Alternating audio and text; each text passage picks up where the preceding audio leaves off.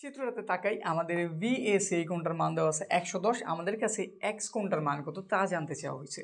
যদি একটু আমরা খেয়াল করি, আমাদের ভিসি এই যে এটা কিন্তু আমাদের একটা চাপ, এই চাপের উপর দণ্ডায়মান কেন্দ্রস্থ কোণ কিন্তু এই যে এইটুক, আর বৃত্তস্থ কোণ কি এই যে উপরেরটা ভিএসি। এখন আমরা হয়তো জানি আমাদের কেন্দ্রস্থ কোণ বৃত্তস্থ কোণের দ্বিগুণ, তাহলে এই 110-এর হেল্প নিয়ে আমি ইজিলি ভিওসি যে প্রবৃত্ত কোণটা আছে এটার মানটা বের করতে পারি।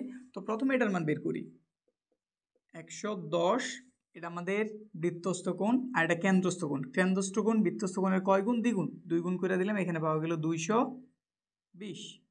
আমরা এই বাইরের অংশটুকের মান জানছি 220 ডিগ্রি, আর এইটুকু নিলে পুরো একটা বৃত্ত হয়ে যায় না? আর বৃত্তে থাকে কত? 360। বাইরে যদি 220 হয়ে যায়, ভেতরের অংশ কত আছে? 360 থেকে এই 220-এর দেই বিয়োগ, তাহলে কত পাওয়া যাবে? 140। তাহলে এক্স এর মান কত? এই যে এই অংশটুকের মান কত? 140 ডিগ্রি।